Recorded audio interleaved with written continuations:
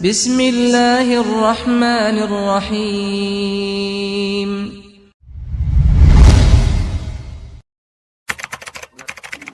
Kepada keluarga dan para sahabat serta orang-orang yang senantiasa meniti jalannya sampai hari kiamat.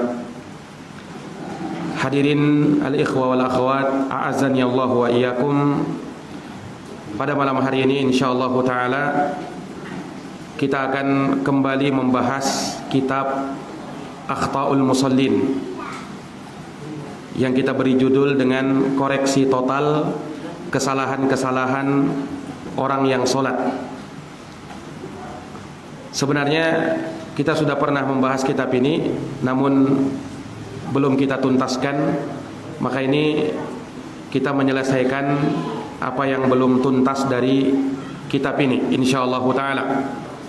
Namun karena sudah beberapa lama kita tidak singgung, tidak kita buka, maka ada baiknya kita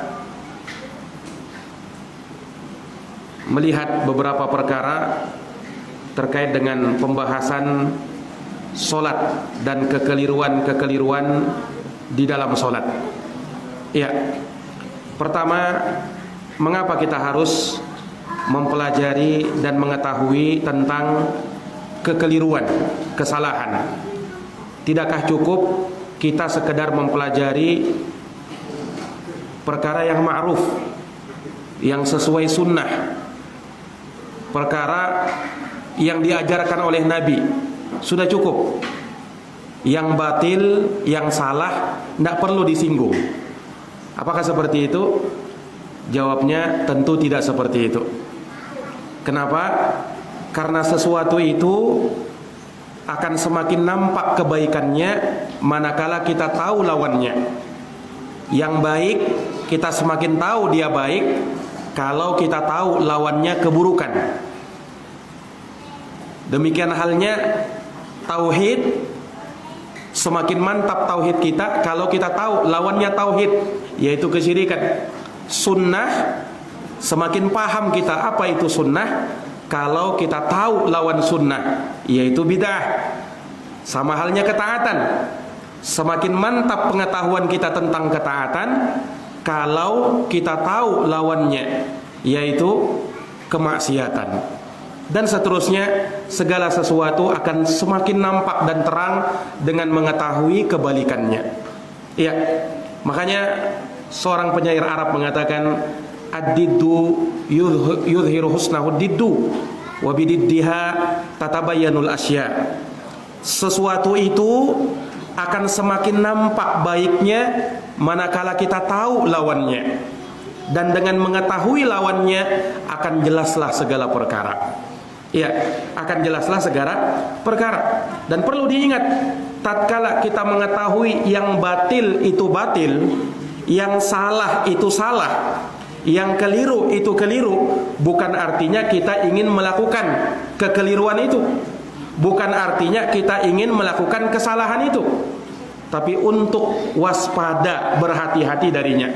Jangan sampai kita terjerumus ke dalamnya. Araftu syarra la li syarri walakin li tawaqqihi wa man lam ya'rifil khaira minas syarri yaqa'u fihi. Aku mengetahui yang jelek itu jelek bukan untuk melakukannya, bukan untuk terjerumus ke dalamnya, tapi untuk berhati-hati darinya. Sebab siapa yang tidak bisa membedakan mana yang baik, mana yang buruk, mana yang hak dan mana yang batil, khawatir dia jatuh dalam kebatilan, khawatir dia jatuh dalam kejelekan dan keburukan tanpa sadar, karena dia tidak tahu. Nah, ini para jamaah sekalian yang dirahmati dan dimuliakan oleh Allah. Makanya dari fikih seseorang, selain dia tahu perkara-perkara yang baik, dia pun perlu tahu perkara-perkara yang buruk supaya bisa menghindar darinya.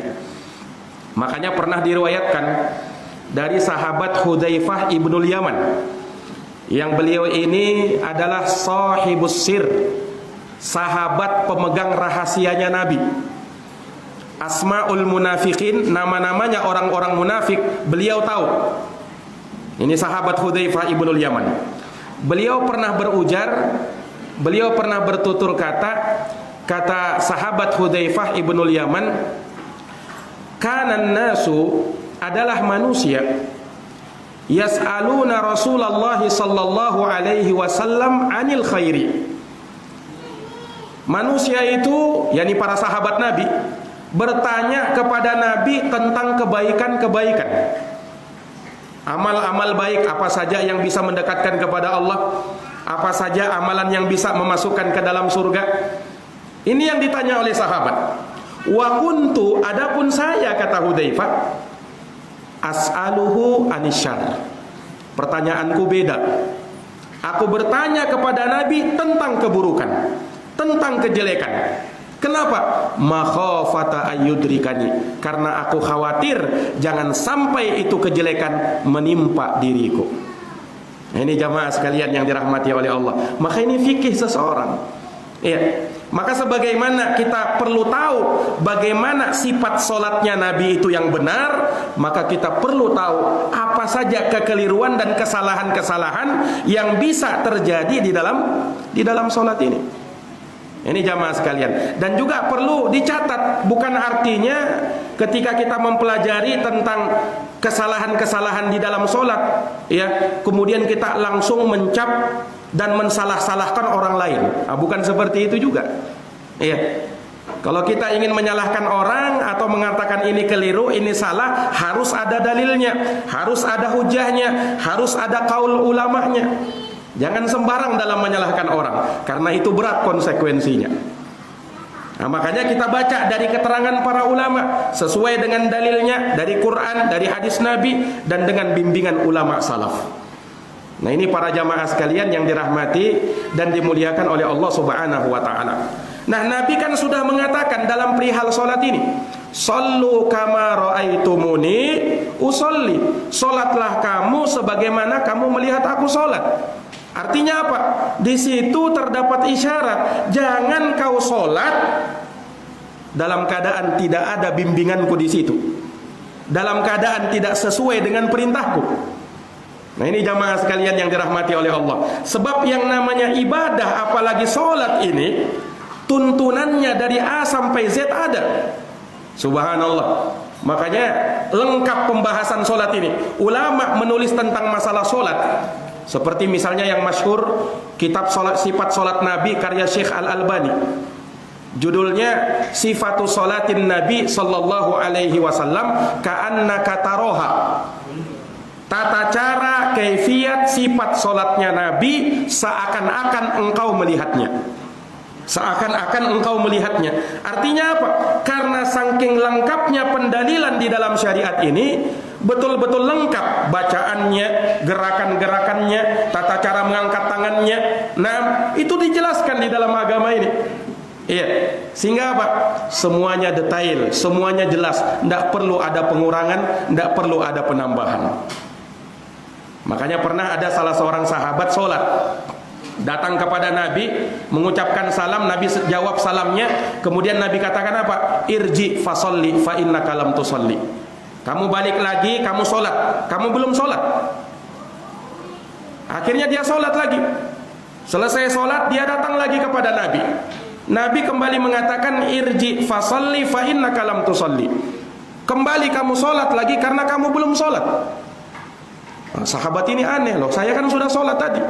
Kenapa saya disuruh ulang sholat saya? Ada apa-apanya ini? Ya sudahlah, saya ulang kembali. Dia sholat, betul-betul dia sholat. Datang lagi kepada Nabi, kembali Nabi mengatakan irji fasolli fa innaka lam tusolli. Kamu balik lagi sholat karena kamu belum sholat. Akhirnya orang ini mengatakan, ya Rasulullah, aku tidak bisa lagi sholat lebih baik daripada itu. Ajari saya ya Rasulullah bagaimana sholat itu. Nah, maka Nabi SAW pun mengajarinya. Nah, ini hadisnya dikenal dengan hadisul musi'i sholatahu. Hadis orang yang jelek sholatnya, yang keliru sholatnya.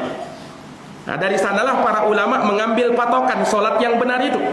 Yang di luar daripada ini sholatnya keliru. Nah, ini para jamaah yang dirahmati dan dimuliakan oleh Allah Subhanahu wa taala. Makanya jangan main-main dalam perkara salat ini. Dia ibadah yang mulia. Dia ibadah yang pertama kali dihisab sama Allah. Kalau baik salat kita, baik pula yang lainnya. Tapi kalau rusak sholatnya kita, rusak pula yang lainnya. Ini amal pertama kali dihisab. Iya. Dan semakin merinding bulu kuduk kita mendengarkan hadisnya Nabi. Ada Nabi bersabda, innar rajula, ada seseorang kata Nabi, la yusolli sittina sanah, dia sholat selama 60 tahun. Nah, kira-kira berapa rakaat itu? 60 tahun dia sholat. Ma tuqbalu lahu sholatun, tapi tidak ada satupun sholatnya yang diterima oleh Allah. Bayangkan, 60 tahun sholat, tidak ada satu sholatnya yang diterima. Loh, kenapa bisa begitu? La alla yutimur ruku' wa la yutimmus sujud, la alla yutimmus sujud wa la yutimur ruku'. Dan boleh jadi sujudnya yang sempurna, rukunya lagi tidak sempurna. Kenapa? Tidak mempelajari tata cara sujud yang benar, tidak mempelajari tata cara ruku yang benar. Akhirnya seperti itu. Nah, ini pada para jamaah sekalian yang dirahmati dan dimuliakan oleh Allah Subhanahu wa taala. Dalam sebagian riwayat dikatakan la tujzi'u salatur rajuli hatta yuqima dhahra. Untuk kita mengetahui perkara-perkara yang keliru, perkara-perkara yang salah di dalam solat, sekali lagi bukan untuk menyalah-nyalahkan orang dalam solat, tetapi untuk berhati-hati. Jangan sampai ini kita keliru, kita tidak tahu itu keliru, kita masih melakukannya. Jamaah yang dirahmati dan dimuliakan oleh Allah Subhanahu wa taala. Kita telah berhenti sampai pada pasal yang ketiga. Setelah kita selesaikan pasal pertama dan pasal kedua dari kitab ini, kita masuk langsung pasal yang ketiga. Pasal yang ketiga, jima'u akhta'il musallina fi sifati salatihim. Kumpulan kesalahan-kesalahan orang yang sholat dalam tata cara, kaifiat, sifat sholat mereka. Nah, di sini beliau akan jelaskan kumpulan-kumpulan kesalahan, kekeliruan yang mana hal tersebut tidak sesuai dengan ajaran dan tuntunan Nabi yang beliau kumpulkan dalam pasal ini. Ya, beliau akan sebutkan beberapa di antaranya, seperti misalnya masalah al-jahru bin niyat, menjaharkan niat. Kemudian ucapan atau pendapat yang mewajibkan menggandengkan niat bersama takbiratul ihram. Akan beliau bahas nanti. Kemudian juga terkait dengan tidak menggerakkan lisan tatkala takbiratul ihram atau membaca Quran pada saat sholat. Demikian pula zikir-zikir ketika sholat ataukah setelah sholat. Akan beliau sebutkan. Kemudian juga beliau akan bahas kumpulan kesalahan-kesalahan pada saat orang berdiri dalam sholat. Nah, maka di sini ada banyak pembahasan. Seperti misalnya tidak mengangkat kedua tangan ketika takbiratul ihram. Demikian pula pada saat ruku dan pada saat bangkit dari ruku i'tidal. Juga dibahas tentang masalah isbal al-yadain, yakni menjulurkan kedua tangan dan tidak meletakkannya di dada atau di bawah dada atau di atas pusar. Kemudian juga masalah salahnya orang yang meninggalkan doa iftitah atau doa istiftah sebelum baca Al-Fatihah. Kemudian juga masalah isti'adah, membaca a'udzubillahi minasyaitonirrajim sebelum membaca Al-Fatihah. Nah, di sini ada sebagian orang yang meninggalkannya. Kemudian juga ada kesalahan orang yang selalu mengulang-ulang bacaan Fatihahnya. Sudah dia baca, dia ulang-ulang lagi. Karena apa? Ragu-ragu tadi. Nah, kemudian juga ada pembahasan salah dan kelirunya orang yang sholat pada saat dia sholat, kemudian dia memandang ke atas langit. Ada orang sholat, dia lihat ke atas. Nah, ini keliru. Kemudian juga terkait dengan kelirunya orang yang sholat, kemudian dia tidak mengarahkan pandangannya ke tempat sujud.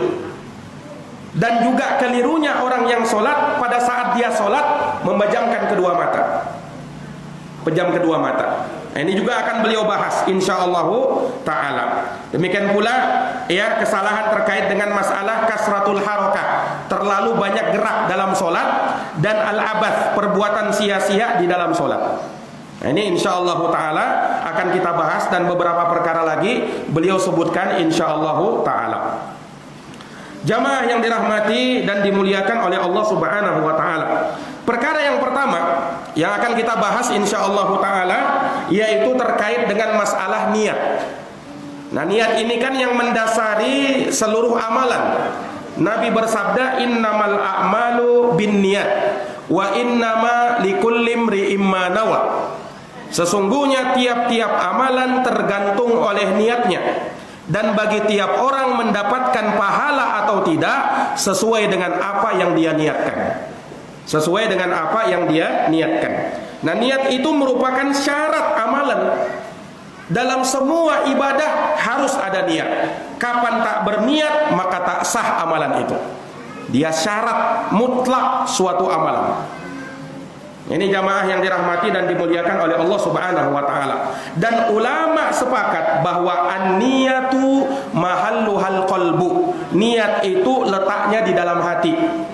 Ini sepakat para ulama, tidak ada perselisihan baik dari ulama madhab Syafi'iyah, madhab Hanabilah, madhab Malikiyah, madhab Hanafiyah, madhab Abu Hanifah. Tidak ada perselisihan di kalangan para ulama bahwa an-niyatu mahalluhal qalbu.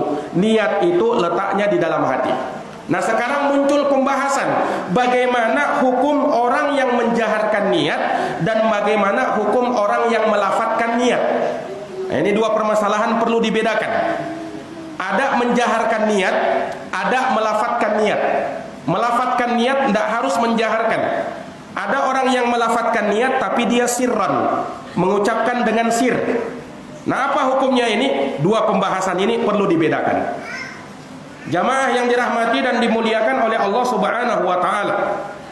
Adapun menjaharkan niat, di sini dikatakan al-jahru bin niyati la yajibu wa la yustahabbu bittifaqi ulama'il muslimin. Menjaharkan niat tidak wajib dan tidak disunnahkan berdasarkan kesepakatan ulama kaum muslimin. Balil jahiru bin niyati mubtadi'un mukhalifun lisyariah. Bahkan orang yang menjaharkan niat, maka sungguh dia telah mubtadi', sungguh dia telah berbuat bid'ah dan menyelisihi syariat. Wa idza fa'ala dzalika mu'taqidan annahu minasyara', dan siapa yang melakukan hal tersebut dengan meyakini bahwa itu bahagian dari syariat, fahuwa jahilun dhal, maka sungguh dia telah jahil dan tersesat. Yastahiqu ta'dzir, dia berhak untuk mendapatkan pelajaran. Wa illa fal uqubatu ala dzalika, kalau tidak maka dia mendapatkan hukuman akan hal tersebut idza asarra alaihi ba'da ta'rif, apabila dia terus-menerus melakukannya setelah diberikan penjelasan, setelah diberikan bayan untuk hal tersebut. La siyama, terlebih lagi kata beliau, idza ada man ila jambihi bi raf'i sauti, terlebih lagi kalau dia mengganggu orang yang di sampingnya dengan dia menjaharkan suaranya itu. Au karrara dzalika marratan ba'da marrah, atau dia mengulang-ulang lagi sementara orang di sampingnya terganggu dengan ucapannya itu. Nah, ini para jamaah yang dirahmati dan dimuliakan oleh Allah. Perhatikan, ini perkara yang tidak berselisih para ulama di dalamnya terkait dengan apa? Menjaharkan niat. Dan seluruh ulama kaum muslimin memfatwakan hal yang demikian. Di antaranya kita nukilkan dari ucapan ulama madhab Syafi'i. Di antaranya Imam Al-Qadhi Abu Rabi' Sulaiman bin Umar Asy-Syafi'i, salah seorang ulama Syafi'iyah. Katanya, al-jahru bin niyati wa bil qiraati khalfal imam laisa minas sunnah. Menjaharkan niat dengan membacanya di belakang imam itu bukan dari perkara yang sunnah, bal makruhun, bahkan itu perkara yang makruh. Makruh yang dimaksud oleh beliau di sini makruh karahatu tahrim. Karena makruh itu dalam istilah ulama fikih ada dua. Ada makruh karahatu tanzih, ada makruh karahatu tahrim. Nah, kalau ulama mutaqaddimin, ulama terdahulu, kalau mereka ucapkan makruh, maka maknanya makruh karahatu tahrim, sama dengan haram. Nah, terkadang Allah membahasakan sesuatu itu makruh padahal yang dimaksud haram. Nah, misalnya dalam Al-Quran ketika Allah sebutkan perkara yang haram termasuk syirik, ya, termasuk dosa zina, Allah katakan apa? Kullu dzalika kana sayyi'uhu inda rabbika makruha. Semua itu syirik, zina dan lain sebagainya di sisi Rabb kamu perkaranya makruh. Zina makruh enggak? Haram kan? Makruh di sini apa maksudnya? Makruh karahatut tahrim, makruh dengan makna pengharaman. Nah, ini jamaah yang dirahmati dan dimuliakan oleh Allah Subhanahu wa taala. Fa in hasala bihi tashwisun 'alal musallina faharamun. Jika terjadi taswis, mengganggu orang yang salat, maka ini bisa haram hukumnya. Wa man qala bi annal jahra bi lafdin niyyah minas sunnah fa huwa mukhti. Barang siapa yang mengatakan bahwa menjaharkan niat itu dari sunnah, maka sungguh dia telah salah. Wala yahillu lahu wala li ghairihi ay yaqula fi dinillahi ta'ala bi ghairi ilmin. Dan tidak halal bagi dia dan bagi selainnya untuk mengatakan dalam agama Allah Ta'ala tanpa ilmu. Ini bukan ucapan saya, ini ucapan imam ulama dari madhab Syafi'iyah. Juga diantaranya Imam Abu Abdullah Muhammad Ibnul Qasim At-Tunisi Al-Maliki. Beliau mengatakan an-niyatu min a'malil qulub. Niat itu termasuk amalan hati. Fal jahru biha bid'atun. Menjaharkannya adalah bid'ah, ma'ama fi dzalika minat tashwisi 'alan nas. Bersamaan dengan itu ada lagi bentuk penggangguan, mengganggu orang-orang yang sedang sholat yang lainnya. Nah, lebih keras lagi Syekh Alauddin Ibnul Attar. Beliau lebih keras lagi dalam perkara ini. Nah, maka dalam menjaharkan niat ulama sepakat. Sekali lagi catat, ulama sepakat dalam masalah menjaharkan niat bahwasanya perkara itu tidak disyariatkan, bahkan perkara itu bid'ah di dalam agama. Iya. Ini masalah menjaharkan niat. Masalah yang kedua, at-talaffudzu bin niyah, melafatkan niat tanpa jahar. Ingat, tanpa jahar. Ini yang diperselisihkan ulama. Ini yang diperselisihkan ulama. Jadi jangan langsung mengatakan, oh masalah niat itu berselisih ulama. Ada yang membolehkan, ada yang tak membolehkan. Nah, padahal harus dibedakan dulu. Kalau yang masalah jahar sepakat ulama. Kalau masalah melafatkan niat, nah ini yang ada ikhtilaf ulama memang. Yang masyhur dari madhab Syafi'iyah mutaakhirin, memang mereka mengatakan mustahab. Mereka mengatakan mustahab, bukan sunnah, tapi mustahab. Karena ada perbedaan juga antara ucapan mereka kalau dikatakan ini sunnah dan kalau dikatakan ini mustahab. Sebab kalau dikatakan sunnah, maka itu dengan dalil, nas. Iya. Tapi kalau mustahab tidak harus dengan nas. Bisa jadi mungkin dengan kias atau mungkin dengan analogi pendekatan yang lainnya. Nah, ini bisa jadi seperti itu. Nah, jadi kalau dalam masalah ini melafatkan niat, ini yang terjadi ikhtilaf para ulama.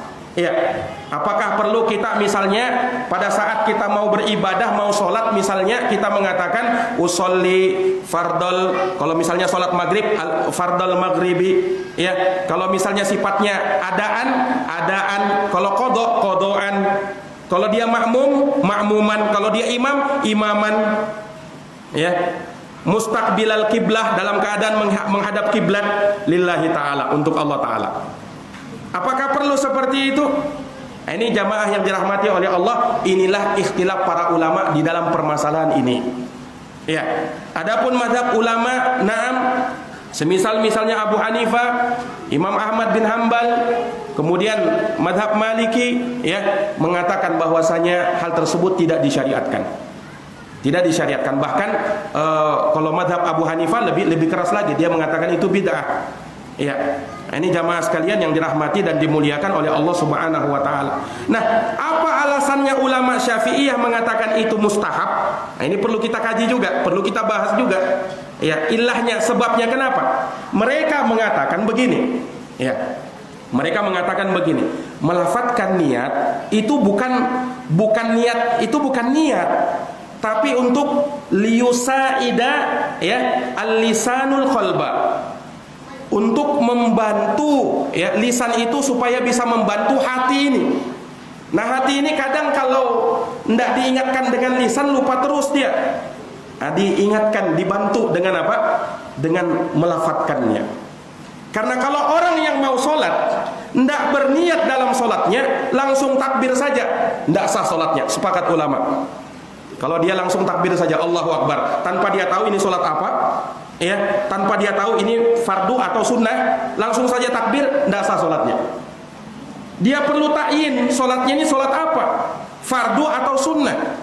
Kalau misalnya dia sholat di siang hari, ini sholat zuhur atau sholat asar, dia perlu ta'yin ini. Jelas ini? Nah ini jamaah sekalian yang dirahmati oleh Allah. Kalau dia sholat berjamaah, ya dia tentukan dia imam atau makmum ini. Nah kalau dia bisa menghadirkan semua itu pada saat dia mau sholat, sudah cukup, tidak perlu melafadzkan niat. Ini jamaah yang dirahmati oleh Allah. Nah kalau dia sulit menghadirkan seperti itu, bisa saja langsung misalnya pada saat dia sholat langsung saja takbiratul ihram tanpa ada niat sebelumnya. Nah sehingga dengan hal tersebut sholatnya bisa tidak sah. Nah kata ulama Syafi'iyah, untuk membantu niat ini perlu dibantu dengan lisan. Nah itulah diucapkan usolli fardal maghribi, supaya membantu niat, supaya niat. Ini alasan mereka. Nah ini para jamaah sekalian yang dirahmati dan dimuliakan oleh Allah. Mana dalilnya? Kalau dalilnya dalam nas memang tidak ada. Nah, mereka menggunakan dalil-dalil pendekatan-pendekatan. Memang sifatnya untuk membantu saja katanya. Ya, wallahu taala alam bisawab, tapi yang benar wallahu alam di dalam permasalahan ini, nah kita mengikuti apa yang dicontohkan oleh Nabi sallallahu alaihi wasallam. Shallu kama raaitumuni usolli. Salatlah kalian sebagaimana kalian melihat aku salat. Nabi tidak pernah dinukil. Demikian pula sahabat, demikian pula tabi'in, demikian pula atba'u tabi'in, demikian pula imam 4, Abu Hanifah, Imam Malik, Syafi'i, Imam Ahmad bin Hanbal. Tak ada seorang pun dari mereka yang melafadzkan niat. Nah ini jamaah sekalian yang dirahmati dan dimuliakan oleh Allah subhanahu wa ta'ala. Bawakan saja satu ucapan ulama ini yang mereka mengatakan melafadzkan niat. Nah kita akan rujuk dari pendapat kita. Dan tidak ada yang bisa membawakannya dari ulama 4 ini ya, Imam Malik, Abu Hanifah, Syafi'i dan Imam Ahmad bin Hanbal. Memang ada dari kalangan al-mutaakhirin. Mutaakhirin itu yang belakangan, dari ulama madhab Syafi'iyah yang mengatakan itu. Nah, dan ada juga kekeliruan yang dibantah sendiri oleh ulama madhab Syafi'iyah sendiri, yaitu Imam An-Nawawi rahimahullahu ta'ala. Seperti salah seorang dari ulama Syafi'iyah yang bernama Abu Abdillah Az-Zubairi. Ya, nah beliau ini katanya keliru di dalam memahami ucapannya Imam Syafi'i terkait dengan masalah haji. Imam Syafi'i mengatakan, "Idza nawa hajjan wa umratan ajza'a." Apabila dia meniatkan untuk haji atau umrah maka sah. Wa illam yatalaffat, walaupun dia tidak melafadzkannya. Kata Imam Syafi'i, "Walaisa kas-shalah." Nah ini tidak sama dengan sholat. Kenapa? La tasihu illa bin nutuk. Karena sholat tidak sah kecuali dengan harus mengucapkannya. Sholat tidak sah kata Imam Syafi'i kecuali harus mengucapkannya. Nah ucapan Imam Syafi'i la tasihu sholat illa bin nutuk, ini yang dipahami oleh Abu Abdillah Az-Zubairi. Maksudnya Imam Syafi'i adalah melafadzkan niat. Melafadzkan niat. Dibantah oleh Imam Nawawi. Imam Nawawi ulama besar dari mazhab Syafi'i. Apa kata Imam Nawawi? Qala ashabuna ghalatu hadal qail. Ya, ulama dari mazhab kami kata Nawawi yang mengatakan bahwa telah keliru orang ini di dalam memahami ucapan Imam Syafi'i. Walaysa muradu Syafi'i bin nutuk fi sholati hada. Bukanlah yang dimaksudkan oleh Imam Syafi'i ya dengan ucapan beliau mengucapkan dalam solat adalah melafadzkan niat, bukan. Bal muraduhu at-takbir. Tapi maksudnya Imam Syafi'i bahwa solat tidak sah kecuali dengan mengucapkan, maksudnya melafadzkan takbiratul ihram. Nah, memang tidak sah kalau misalnya kita solat tanpa ada ucapan takbiratul ihram, Allahu Akbar. Nah, ini tidak sah. Kenapa? Takbiratul ihram hukumnya rukun solat. Tidak mengucapkan maka batal solatnya. Nah, ini jamaah yang dirahmati dan dimuliakan oleh Allah Subhanahu wa taala. Ya, maka daripada itu ya kita lihat ucapan Al-Imam Ibnu Abil Iz ya Al-Hanafi rahimahullahu taala. Ini kita bawakan ucapan ulama semua, bukan dari ucapan kita. Kata Imam Ibnu Abil Iz Al-Hanafi, lam yakul ahadun minal a'immatil arba'ah la Syafi'iyyu wa la ghairuhu bishtiratit talaffut bin niyah. Kata Imam Ibnu Abil Iz Al-Hanafi, tidak ada seorang pun dari imam 4 yang mengatakan ya tidak dari Syafi'i, tidak pula dari selainnya yang mensyaratkan untuk melafadzkan niat. Wa innaman niyatu mahalluhal qalbu, akan tetapi niat itu ya sesungguhnya letaknya di dalam hati, bittifaqihim, berdasarkan kesepakatan ulama itu.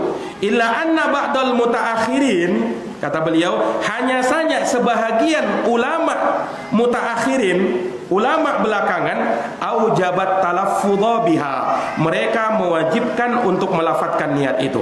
Wa kharraja wajhan fi madhhab Syafi'i, dan mereka mengeluarkan satu sisi dari pendapat madhab Syafi'i. Qala an-Nawawi rahimahullah, Imam Nawawi mengatakan, wa huwa ghalatun, ini keliru. Intaha, selesai ucapan beliau. Wa huwa masbuqun bil ijma'i qablahu, dan Imam Nawawi telah didahului oleh ijma' ulama sebelum beliau. Nah, ini jamaah yang dirahmati dan dimuliakan oleh Allah Subhanahu wa taala. Maka kesimpulannya dalam masalah ya menjaharkan niat, kalau menjaharkan dengan suara yang jahar, sepakat ulama bahwasanya hal tersebut tidak diperbolehkan. Nah, kalau dia menjaharkan, ini seperti keadaan sebagian orang terkadang di samping kita usolli kemudian menjaharkan. Ya. Nah, ini diingkari oleh seluruh para ulama. Yang terjadi perselisihan kalau dia melafadzkan sirron, yakni tidak dinyaringkan suaranya, cuman di lisan saja. Nah, kalau seperti itu saja ada khilaf ulama. Sebagian ada yang membolehkan, sebagian ada yang melarang. Walaupun pendapat yang benar bahwasanya hal tersebut juga tidak diperbolehkan. Kita niat di dalam hati, na'am, untuk mengerjakan sholat, munculkan niat-niat tadi, na'am, insyaallah taala sudah sah sholat kita. Ini jamaah yang dirahmati dan dimuliakan oleh Allah Subhanahu wa taala. Nah, kalau kita lihat memang dalil-dalil dari Nabi sallallahu alaihi wasallam tidak pernah dinukil yang seperti itu. Perhatikan, Aisyah radhiyallahu anha mengatakan, "Kana Rasulullah sallallahu alaihi wasallam yastaftihus salata bitakbir." Rasulullah SAW membuka salatnya dengan takbir, yakni maksudnya takbiratul ihram. Dan juga dari hadis Abu Hurairah radhiyallahu anhu, Rasulullah SAW bersabda kepada orang yang keliru salatnya, indama qala lahu, ketika orang ini mengatakan, "Alimni ya Rasulullah, ajarkan kepadaku salat yang benar ya Rasulullah." Apa kata Rasulullah? Ini Rasulullah SAW mengajari orang ini salat yang benar, yang dengannya salatnya bisa sah. Makanya ulama mengambil hadis al-musi'u salatahu, apa yang terkandung di dalamnya semuanya rukun-rukun salat. Semuanya apa? Rukun-rukun salat. Karena Nabi sedang mengajarkan orang yang dengan hal tersebut menjadi sah salatnya. Tidak, maka tidak sah salatnya. Jelas ini? Dan bagi Nabi SAW tidak boleh beliau mengakhirkan penjelasan pada waktu dibutuhkan. Ada kaidah berbunyi, la yajuzu ta'khirul bayan an waqtil hajah. Tidak boleh mengakhirkan penjelasan pada saat itu dibutuhkan. Tidak boleh bagi hak Nabi. Artinya apa? Nabi pasti menjelaskan. Semuanya pasti beliau jelaskan. Ketika ada yang beliau tidak jelaskan, berarti itu memang tidak disyariatkan. Jelas ini? Nah, ini jamaah sekalian yang dirahmati oleh Allah. Apa kata Nabi? Idza qumta ila sholati, apabila kamu berdiri untuk sholat. Ini Nabi sedang ngajarin orang sholat. Idza qumta ila sholati, apabila kamu berdiri untuk sholat, fa asbighil wudu'a, sempurnakanlah wudu'mu. Sempurnakanlah wudu'mu, itu syarat sholat. Summastaqbilil kiblata, kemudian hendaknya kamu menghadap kiblat. Ini syarat yang lain. Fakabbir, lalu bertakbirlah. Ada sebelumnya. Summastaqbilil kiblata fakabbir, kemudian hendaknya kamu menghadap kiblat, lalu bertakbirlah. Andaikan ada sebelum takbir, pasti Nabi jelaskan. Karena tidak boleh Nabi mengakhirkan penjelasan pada waktu dibutuhkan. Jelas ini? Ini jamaah sekalian yang dirahmati oleh Allah. Kemudian apa? Summaqra bima yatayassara ma'aka minal Qur'an. Kemudian baca apa yang mudah bagimu dari ayat Quran. Sebagian ulama menafsirkan maksudnya baca surat Al-Fatihah. Jadi setelah takbiratul ihram, kamu baca surat Al-Fatihah. Ya. Nah, kemudian jamaah sekalian yang dirahmati oleh Allah, dalam hadis Abdullah bin Umar radhiyallahu taala anhuma, Nabi bersabda atau dikatakan oleh Abdullah bin Umar, ra'aitun nabiyya sallallahu alaihi wasallam iftatahat takbira fis shalah. Aku melihat Nabi sallallahu alaihi wasallam membuka takbiratul ihram di dalam salatnya. Ini beliau membuka salatnya dengan takbiratul ihram. Farafa'a yadaihi, dan beliau mengangkat kedua tangannya. Beliau mengangkat kedua tangannya. Nah, ini para jamaah yang dirahmati dan dimuliakan oleh Allah. Dan juga ya dari sisi yang lain kita katakan bahwasanya salat ini seperti yang kita singgung di awal tadi. Salat ini dari A sampai Z itu sudah dijelaskan oleh Nabi. Jangankan masalah bacaan. Jangankan masalah bacaan. Gerakan-gerakan yang mungkin ini waktunya dirapatkankah atau direnggangkan. Pada saat mau takbiratul ihram, tangan kita beginikah atau beginikah? Pada saat kita mau sujud, tangannya itu beginikah atau rapatkah atau biasa saja? Itu dijelaskan dalam masalah-masalah seperti itu. Bahkan Nabi ketika membaca, sebelum baca Fatihah, Nabi tergerak ada sesuatu yang beliau baca. Karena beliau sebelum baca Fatihah beliau diam. Abu Hurairah langsung tanya, "Ya Rasulullah, ya, aku melihat engkau sholat. Engkau sebelum baca Fatihah kamu diam sebentar. Kira-kira apa yang kau baca ya Rasulullah?" Nah, maka Rasulullah menyebutkan, aku baca apa? Doa iftitah, diajarkan lagi oleh Nabi SAW kepada Abu Hurairah. Jelas ini? Nah, aneh kalau ada perkara yang penting misalnya dalam masalah niat, kemudian apa? Tidak ternukil kepada kita. Ini jamaah sekalian yang dirahmati dan dimuliakan oleh Allah. Makanya antum tidak akan temukan dalam hadis yang sahih, dalam hadis yang doib, dalam hadis yang palsu, tidak ada. Cari aja dalam hadis palsu, tidak ada itu. Tentang masalah apa?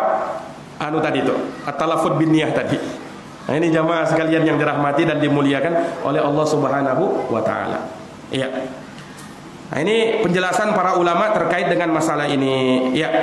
Kemudian pendapat juga yang mengatakan disinggung di sini oleh Asy-Syaikh, yaitu tanaqudu man yaqulu biwujubi muqaranatin niyyah litakbir ma istihbabin aw wujubi talaffudi biha id kaifa sayantiqu bin niyyati fil waqtil ladzi yakunu lisanuhu mashghulan bit takbiri ada muhalun.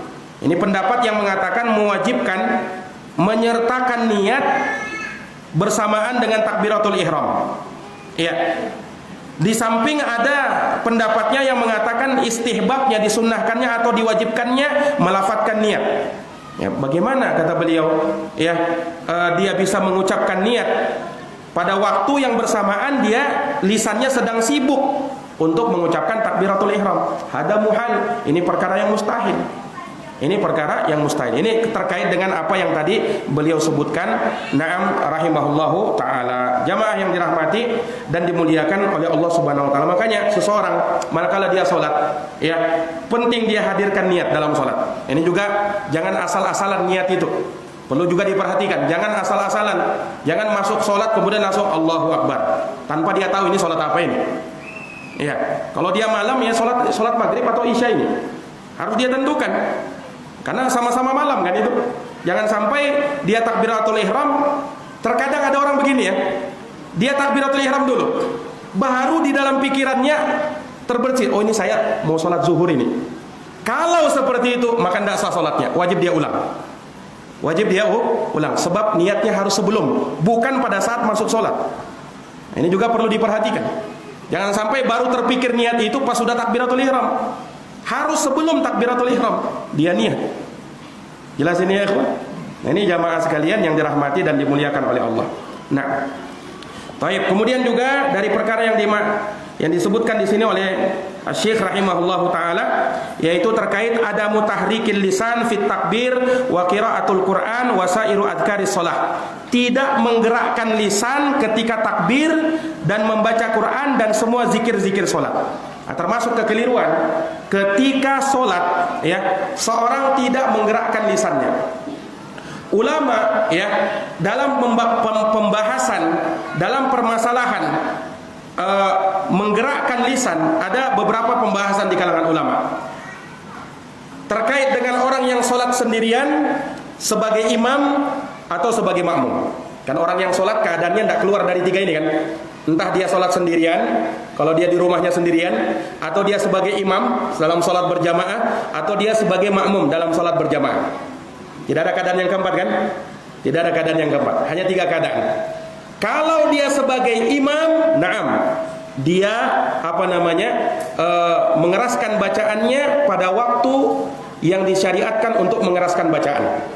Mengeraskan bacaan ada dua hal. Yang pertama dalam masalah takbiratul intiqal, ini baik sholat sirriyah maupun sholat jahriyah dia keraskan, ya kan? Sebagai imam. Kalau dalam sholat jahriyah, dia mengeraskan bacaan Fatihahnya, kemudian surat setelah Al-Fatihah, sebagaimana yang dimaklumi. Kalau dalam sholat sirriyah, zuhur, asar, maka dia tidak keraskan. Ya kan? Itu bagi imam. Bagi makmum, dia tidak mengeraskan bacaannya. Nah, kalau begitu apa? Tidak mengeraskan bacaan ini ada dua. Yang pertama, dia tidak mengeraskan bacaannya, tapi dia membacanya ya dengan suara yang cukup dia yang mendengarnya. Tidak orang lain di sampingnya. Ini juga sirron juga. Tidak mengeraskan bacaan, tapi dia saja yang dengar, dia dengar. Sebagian ulama ada yang mengatakan dan mensyaratkan harus seperti ini. Sebagian yang lain tidak harus seperti itu. Minimal lisan bergerak. Minimal apa? Lisan bergerak. Itu sudah cukup. Walaupun dia tidak harus mendengarkan kepada dirinya sendiri. Kalau dalam madhab Syafi'i, Imam Syafi'i mensyaratkan harus apa? Harus dia dengar. Harus dia dengar sendiri. Misalnya dia sholat sendirian, ya dia dengarkan sendiri. Itu pendapatnya Imam Syafi'i. Sebagian ulama lain dah harus. Seperti Imam Ahmad bin Hambal mengatakan minimal cukup dia sekedar apa? Sekedar dia ucapkan sekedar dia gerakkan lisannya tanpa harus ada suara ya sama sekali. Dan dia tidak harus mendengarkan untuk dirinya. Dan itu yang difatwakan oleh Syekh Muhammad bin Salih Al-Utsaimin rahimahullahu taala. Jelas ini? Nah, ini jamaah sekalian yang dirahmati oleh Allah. Nah, dalam hal ini seorang kalau misalnya mau yang pertama dan yang kedua tidak masalah. Ya, walaupun kalau saya sendiri lebih pilih pendapat yang kedua, yakni tidak harus mendengarkan untuk dirinya sendiri, tapi cukup dia gerakkan lisannya. Yang keliru kalau dia baca tanpa menggerakkan lisan. Dia baca Fatihah dalam hati bacaannya. Kalau seperti itu tidak sah. Itu namanya bukan membaca yang seperti itu. Itu tidak membaca. Minimal lisan bergerak tadi.